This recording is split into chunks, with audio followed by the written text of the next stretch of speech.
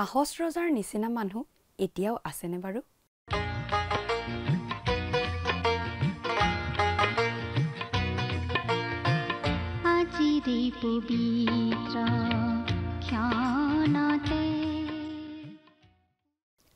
দৰ্শকসকললৈ খ্ৰীষ্টীয় প্ৰেমৰ নমস্কাৰ আগবঢ়াই আমাৰ ভক্তিবচন অনুষ্ঠানলৈ আদৰণি জনাইছোঁ।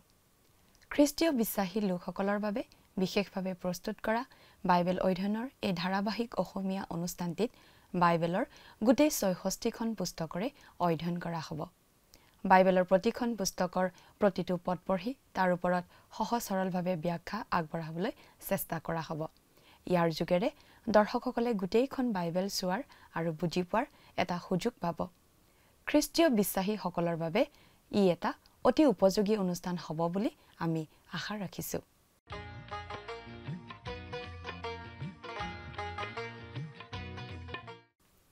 প্ৰিয় দৰ্শক, আমাৰ আগৰটো অনুষ্ঠান যদি আপুনি চাইছিল তেনেহ'লে আপোনাৰ নিশ্চয় মনত আছে যে আমি আগৰ অনুষ্ঠানত বাইবেলৰ পুৰণি নিয়ম খণ্ডৰ যিচয়া ভাৱবাদীৰ পুস্তকখনৰ ৭ নম্বৰ অধ্যায়ৰ ১ নম্বৰ পদৰ পৰা ১৬ নম্বৰ পদলৈকে পঢ়ি তাৰ ভিত্তিত আলোচনা আগবঢ়োৱা হৈছিল।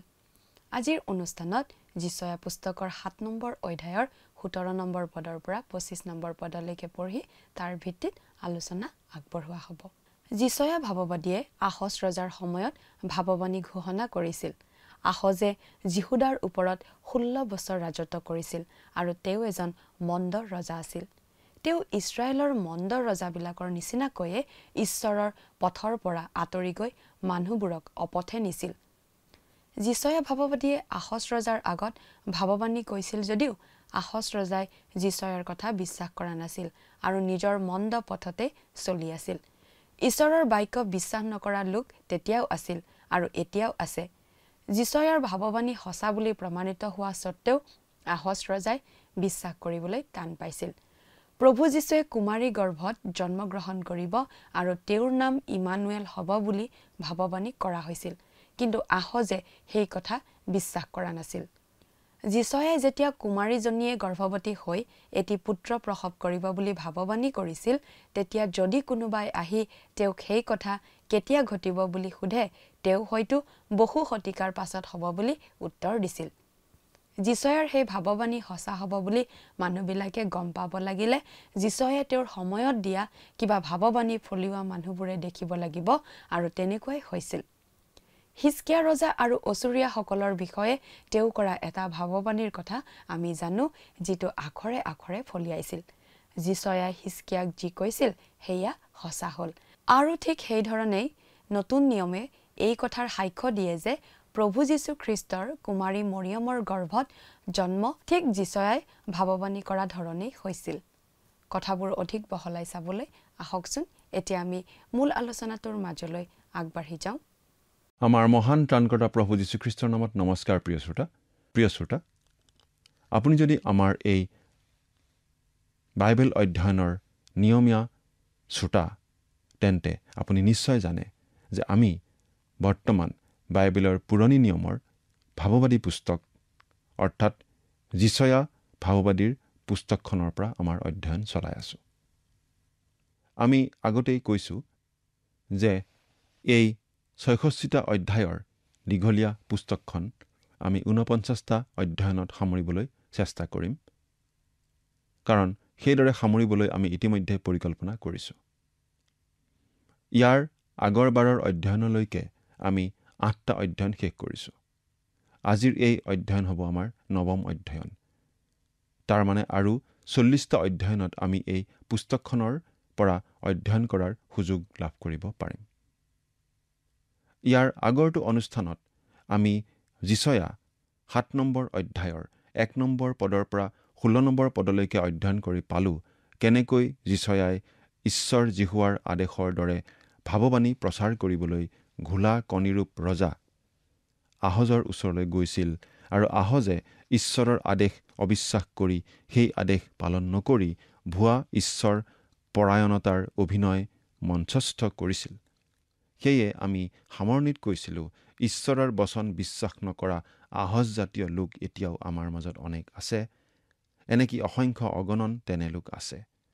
তাৰোপৰি মানুহে ঈশ্বৰৰ ভাৱবাণীৰ ওপৰত আস্থা ৰাখিব নোৱাৰিলেও বা বিশ্বাস নকৰিলেও নিজৰ ফালৰ পৰাই এক চিনৰূপে প্ৰকাশ কৰিবলৈ কুমাৰী জীয়ৰী এজনীৰ গৰ্ভৰ পৰা এগৰাকী পুত্ৰ জন্ম পোৱাৰ ভাৱবাণী তেওঁৰ মনোনীত ভাৱবাদী যিচয়াৰ জৰিয়তে ঘোষণা কৰোৱালে।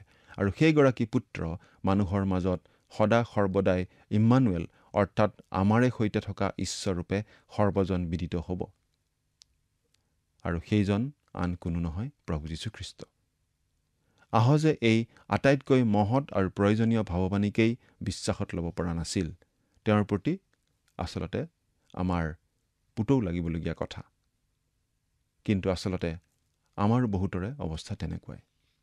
আজিৰ অধ্যয়নত 7 নম্বৰ অধ্যায়ৰ 17 নম্বৰ পদৰ পৰা 25 নম্বৰ পদলৈকে আমি চাম। আহজে জিহুৱাৰ আদেশ প্ৰত্যাখ্যান কৰা আৰু তেওঁৰ পৰামৰ্শ অগ্ৰাহ্য কৰাৰ পৰিণতি স্বৰূপে তেওঁৰ ভাৱবাদীৰ জৰিয়তে আহজ ৰজা আৰু তেওঁৰ ৰাজ্যৰ বিৰুদ্ধে আৰু অধিক ভাৱবাণী প্ৰচাৰ কৰা। এই পদকেইটাৰ ভিত্তিত আমি কিছুমান সত্যতাৰ আভাস পাম। প্ৰিয় শ্ৰোতা, আমি অলপ আগতেই কৈ আহিছোঁ যে জিহুদা ৰাজ্যৰ আহজ ৰজাই প্ৰভুৰ আদেশ অমান্য কৰাৰ পৰিণতি স্বৰূপে নিজৰ আৰু জিহুদা ৰাজ্যৰো ওপৰত জিহুৱাৰ ক্ৰোধ জাপি লৈছে। পবিত্ৰ ঈশ্বৰে পবিত্ৰ ক্ৰোধেৰে আহজে বুজি পোৱা চেতনা পাব পৰা ব্যৱস্থাৰেই জিহুদাৰ শত্ৰুসকলৰ যোগেদি আহজ ৰজা আৰু তেওঁৰ প্ৰজাক শিক্ষা দিবলৈ তেওঁলোকৰ বিৰুদ্ধে ভাৱবাণী প্ৰচাৰ কৰিছে। 17 নম্বৰ পদৰ পৰা অধ্যায়টোৰ একেবাৰে শেষ অৰ্থাৎ 25 নম্বৰ পদলৈকে প্ৰথমতে আমি পাঠ কৰিছোঁ হওক। প্ৰতিটো পদ ব্যাখ্যা কৰি অধ্যয়ন নকৰি আটাইকেইটা পদৰ মুঠ বাণীখিনিৰ ওপৰতহে অলপ আলোচনা আমি আগবঢ়াম। পদকেইটা পাঠ কৰি দিম, শুনিবচোন। আৰু যদিহে লগত আপোনাৰ বাইবেল আছে তেতিয়াহ'লে চাই যাব। পাঠ কৰি দিছোঁ। জিহুদাৰ পৰা ইফ্ৰাইম বিচ্ছেদ হোৱা দিনৰে পৰা যেনেকুৱা কাল কেতিয়াও হোৱা নাই, জিহুৱাই তোমালৈ আৰু তোমাৰ প্ৰজাবিলাকলৈ আৰু তোমাৰ পিতৃবংশলৈ তেনেকুৱা কাল অৰ্থাৎ অছুৰৰ ৰজাক আনিব। সেই কালত জিহুৱাই মিছৰ দেশৰ সুঁতিবোৰৰ দাঁতিত থকা মাখিলৈ আৰু অছুৰ দেশৰ ভোমোৰালৈ হুহুৰিয়াব। আৰু সিহঁত আহি উচ্ছন্ন হোৱা উপত্যকাবোৰত, শিলৰ ফাঁটবোৰত, সকলো কাঁইটনিত আৰু সকলো চৰণীয়া পথাৰত আটাইবোৰ পৰি থাকিব। সেইদিনা প্ৰভুৱে নদীৰ সিপাৰৰ পৰা কেৰেয়ালৈ অনা অছুৰীয়া ৰজাস্বৰূপ খুৰেৰে মূৰৰ চুলি আৰু ভৰিৰ নোম খুৰাব আৰু তাৰে দাড়িও খুৰাই পেলাব। সেইদিনা এটা মানুহে এজনী চেউৰী গৰু আৰু 2জনী ভেড়া পুহিব আৰু সিহঁতে দিয়া বিস্তৰ গাখীৰৰ কাৰণে দধি ভোজন কৰিব, কিয়নো দেশৰ মাজত অৱশিষ্ট থকা প্ৰতিজনে দধি আৰু মৌজোল খাব। আৰু যি ঠাইত 1000 টকা মূল্যৰ 1000 দ্ৰাক্ষালতা আছে, সেইবোৰ ঠাই সেইদিনা কাঁইটীয়া বন আৰু কাঁইট গছৰ হাবি হ'ব। মানুহে কাৰ ধনু হাতত লৈ সেই ঠাইলৈ যাব, কিয়নো সমুদায় দেশতে কাঁইটীয়া বন আৰু কাঁইট গছৰ হাবি হ'ব। আৰু যিবোৰ পৰ্বত এতিয়া কোৰেৰে কোৰা হয়, কাঁইটীয়া বন আৰু কাঁইট গছৰ হাবিৰ ভয়ত, তেতিয়া তুমি সেই পৰ্বতলৈ নাযাবা, কিন্তু সেয়ে গৰু মেলি চৰোৱা আৰু ভেড়াই গছকা ঠাই হ'ব। প্ৰিয় শ্ৰোতা, 17 নম্বৰ পদৰ পৰা 25 নম্বৰ পদলৈকে পাঠ কৰিলে আমাৰ এনে লাগে যে নিজৰ অবিশ্বাস আৰু অবাধ্যতাৰ দ্বাৰাই আহজে যেন নিজৰ মৈদামৰ গাত নিজেই খান্দি লৈছিল। আগতে নোহোৱা বিধৰ দুৰ্গতি ঘটাবলৈ জিহুৱা ঈশ্বৰ বদ্ধপৰিকৰ হৈছে। অবাধ্যতা আৰু অবিশ্বাসৰ দ্বাৰাই ঈশ্বৰৰ যিমান দুখ দিব পাৰি, আন একোৰেই ঈশ্বৰক মনত সিমান আঘাত দিব নোৱাৰি। জগতৰ পিতৃ-মাতৃয়েই নিজৰ ল'ৰা ছোৱালী অবাধ্য হ'লে কিমান আঘাত পায়, কিমান মনোবেদনা পায়। কিন্তু ঈশ্বৰ আমাৰ স্বৰ্গীয় পিতৃ আৰু আমি তেওঁৰ সন্তানসকলে তেওঁৰ বিৰুদ্ধে অবাধ্যতা আচৰণ কৰিলে তেওঁ মনত কিমান অধিক আঘাত পায়। বাধ্যতাৰ ক্ষেত্ৰত প্ৰভু যীশুখ্ৰীষ্টই আমাৰ শ্ৰেষ্ঠ আদৰ্শ। তেওঁৰ বাধ্যতাৰ ক্ষেত্ৰত বাইবেলে এনেদৰে কৈছে, আকাৰ প্ৰকাৰত মানুহৰ দৰে হৈ নিজকে সৰু কৰি মৃত্যুলৈকে এনেকি ক্ৰুচীয় মৃত্যুলৈকে আজ্ঞাধীন হ'ল।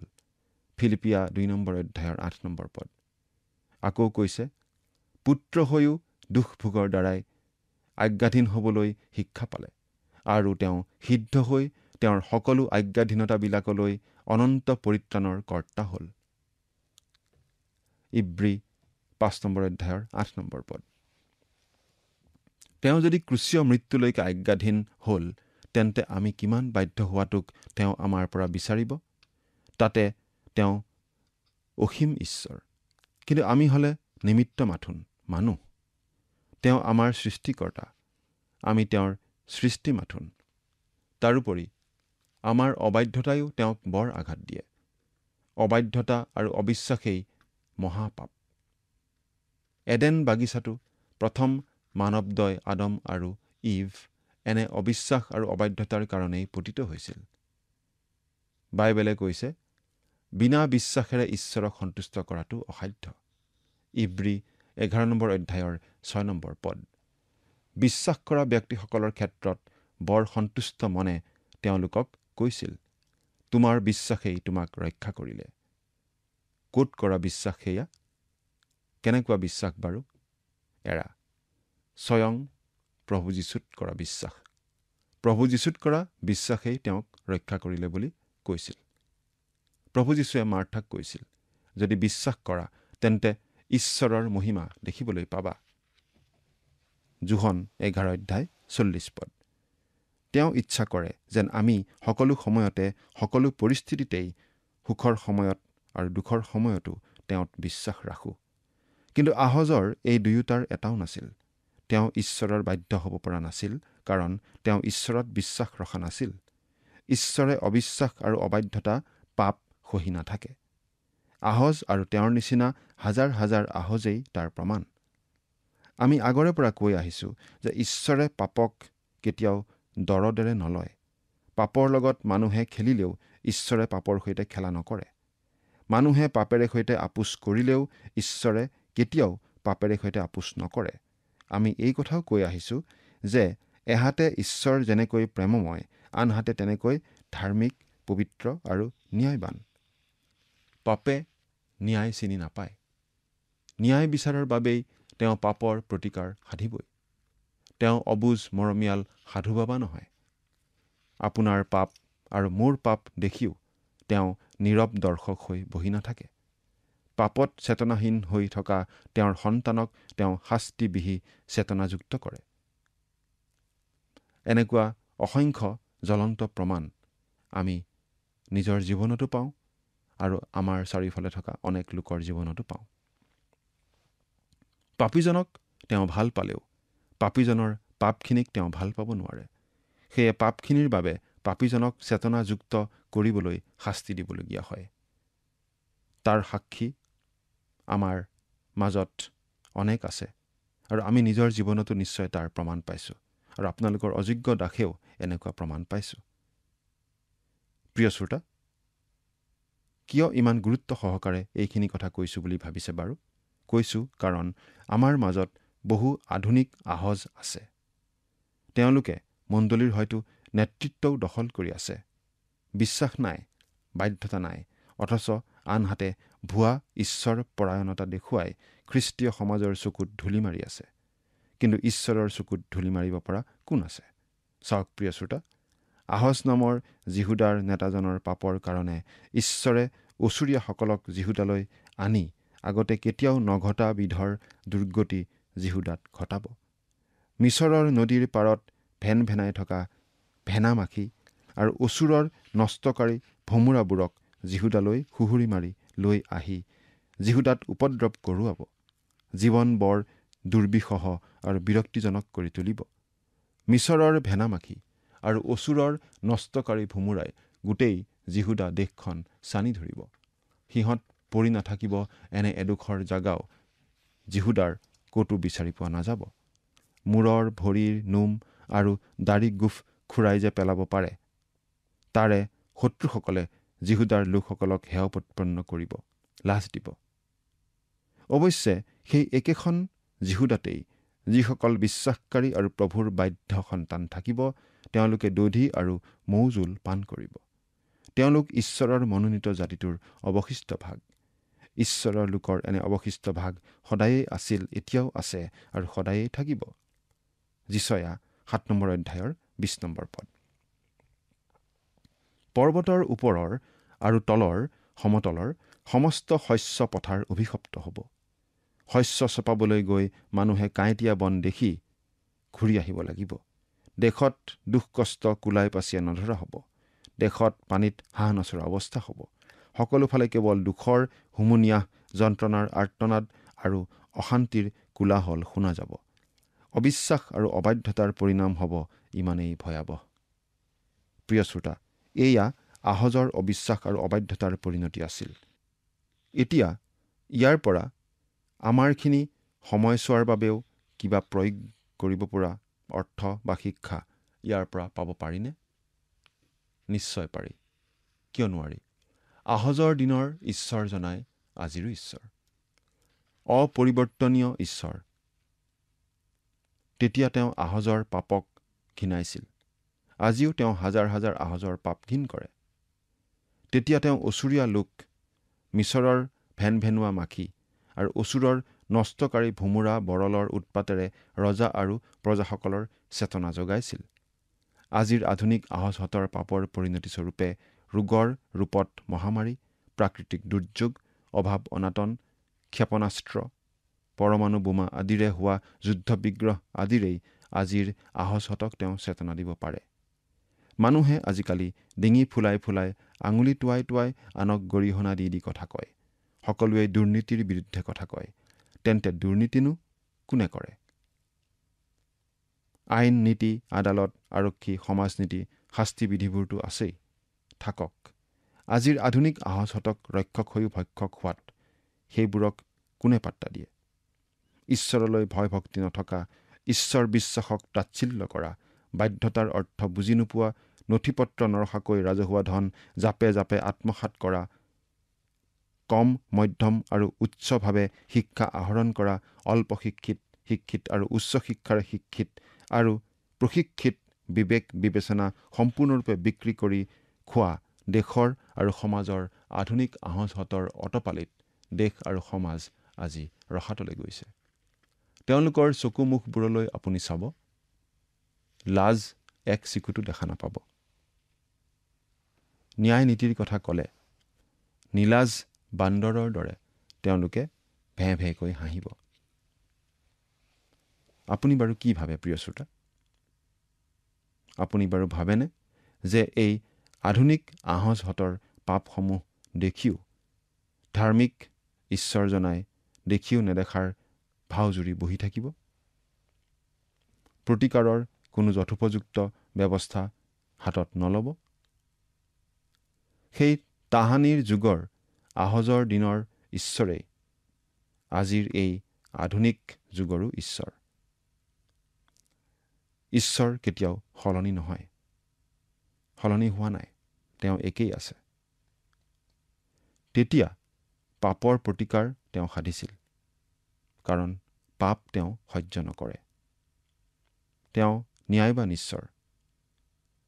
যি জাতি তেওঁ নিজে মিছৰ দেশৰ পৰা উদ্ধাৰ কৰি আনি সেই প্ৰতিজ্ঞাৰ দেশত স্থাপন কৰিছিল, যি জাতি তেওঁৰ মনোনীত জাতি, সেই জাতিয়ে যেতিয়া পাপত পতিত হৈছিল, সেই জাতিৰ পাপৰ প্ৰতিকাৰ তেওঁ সাধিছিল। এনেকুৱা এজন ন্যায়বান ঈশ্বৰ তেওঁ। সেই ন্যায়বান ঈশ্বৰজন আজিও পৰিৱৰ্তন নোহোৱাকৈ একেই আছে। তেতিয়া যিদৰে তেওঁ পাপক ঘিন কৰিছিল আৰু পাপৰ শাস্তি বিহিবলৈ উদ্যত আছিল, এতিয়াও তেওঁ পাপক ঘিন কৰে আৰু পাপৰ শাস্তি বিহিবলৈ উদ্যত আছে। তেতিয়া তেওঁ পাপৰ সৈতে আপোচ কৰা নাছিল, এতিয়াও তেওঁ পাপৰ সৈতে আপোচ নকৰে। তেতিয়া তেওঁ ঈশ্বৰ আছিল, সাৰ্বভৌম ঈশ্বৰ, সৰ্বশক্তিমান ঈশ্বৰ, সৰ্বব্যাপী ঈশ্বৰ। আজি তেওঁ কিবা বেলেগ প্ৰাণী হৈ যোৱা নাই। আজিও তেওঁ একেই ঈশ্বৰ, ৰজাৰো ৰজা, প্ৰভুৰো প্ৰভু, সৰ্বশক্তিমান ঈশ্বৰ। তেওঁলোকৰ পাপৰ যি দুৰ্গন্ধ সেয়া গৈ ঈশ্বৰৰো নাকৰ গুৰি পাইছিলগৈ। আজিও মানুহৰ পাপৰ যি দুৰ্গন্ধ সেই দুৰ্গন্ধ ঈশ্বৰৰ নাকৰ গুৰি পায়গৈ।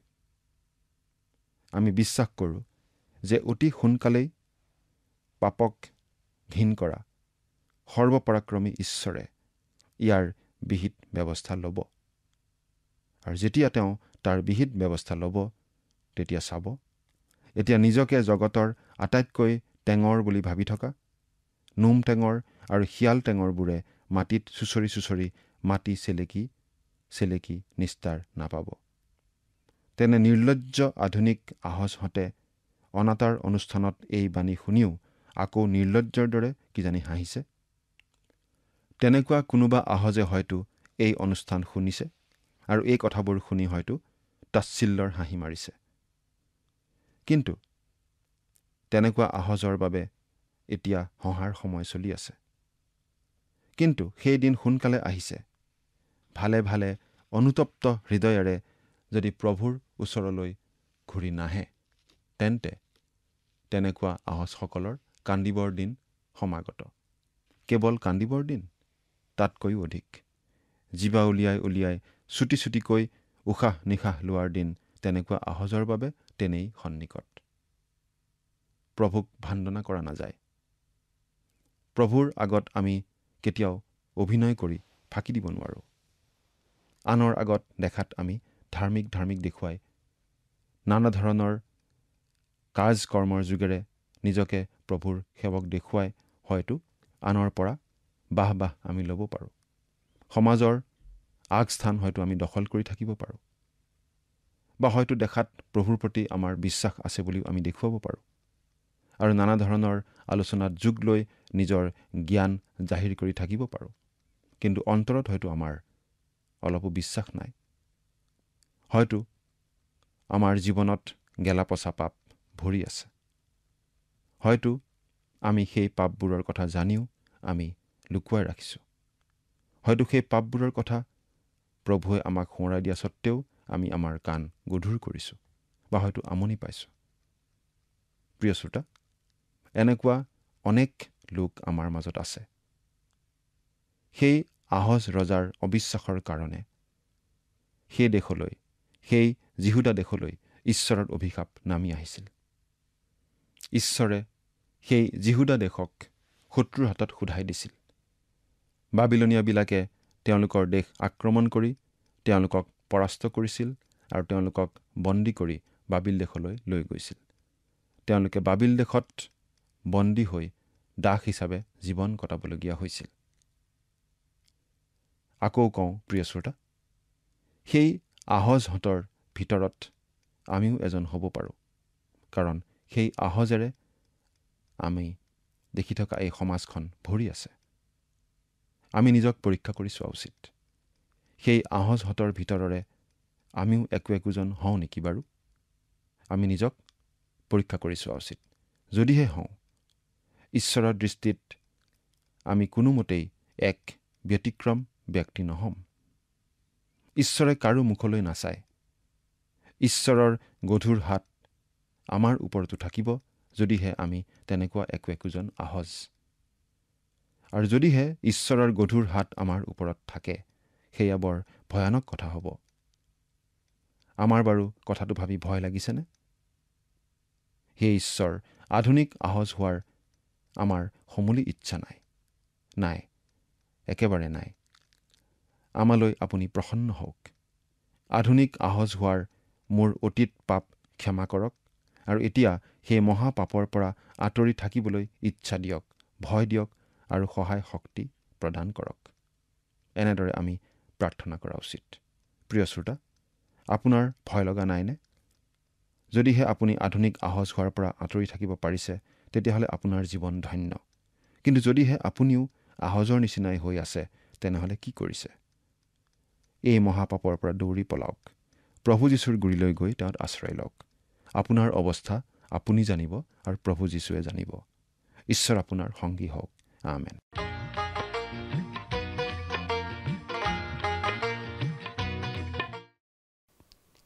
ঈশ্বৰ সলনি হোৱা নাই।